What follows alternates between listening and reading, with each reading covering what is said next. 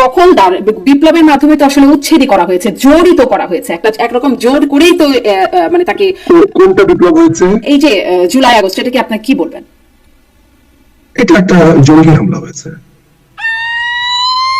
জুলাই আগস্টে একটা জঙ্গি হামলা হয়েছে, সারা দেশের এত বাংলাদেশে একটা জঙ্গি হামলা হয়েছে, সারা দেশের এত গণভবনের সামনে যেভাবে আমরা সাধারণ মানুষকে আসতে দেখলাম, ঝাঁপিয়ে পড়তে দেখলাম, বা বিপ্লবের সেই মুহূর্তগুলোতে বা অভ্যুত্থান, বিপ্লব, আন্দোলন যাই বলি না কেন, সেই সময় যেভাবে রাস্তায় মানুষকে নামতে দেখলাম, তারা সবাই কি আসলে জঙ্গি?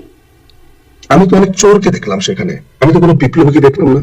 গণভবনের কথাতে, গণভবনে আমি ডাকাত এবং চোরকে দেখলাম, আমি তো কোনো বিপ্লবীকে দেখলাম না। কোন বিপ্লবী কি মুরগি চুরি করে? কোন বিপ্লবী কি ছাগল চুরি করে? কোন বিপ্লবী কি জায়নামাজ ঘড়ি চুরি করে? আপনি যদি বলেন যে হ্যাঁ বিপ্লবীরা চোর, আমি আপনার সাথে একমত হবো, বলবো যে ঠিক আছে বিপ্লব হয়েছে।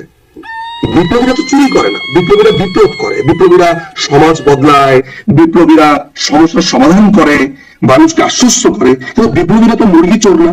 তাহলে আপনাদের কিছু চোরের কথা, চোরকে আপনি বিপ্লবী বলছেন? মানে কিছু চোর, হ্যাঁ নিশ্চয়ই নিন্দনীয়, হাঁস মুরগি ছাগল এগুলো চুরি করে নিয়ে যাচ্ছে। আপনার যে পালং শাক চুরি করেছে, যে সরিষা ক্ষেত থেকে সরিষা চুরি করেছে, যে তেলের বোতল চুরি করেছে, যে একটা স্পন্সর বাথরুমের স্যান্ডেল চুরি করেছে, যে বদনা চুরি করেছে, বদনা তো বিপ্লবী। শ্রীলঙ্কায় কি হয়েছে? শ্রীলঙ্কায় আসলে সেটাকে আপনি কি বলবেন? শ্রীলঙ্কাতে বদনা চুরি করেছে, বদনা চুরি করেছে না, বদনা চুরি করেনি, কিন্তু আমরা তো দেখেছি যে সেখানে কিভাবে মানে বিছানায় শুয়ে কিভাবে দখলদারিত্ব। আমরা নিশ্চয়ই আমরা শ্রীলঙ্কার এই আন্দোলনটাকে বদনা চোরদের আন্দোলন বলতে পারি না, সেটা আলাদা জিনিস, প্রেক্ষাপট আলাদা। এটা তো চোর, বদনা চোরদের আন্দোলনটা তার হতে পারে।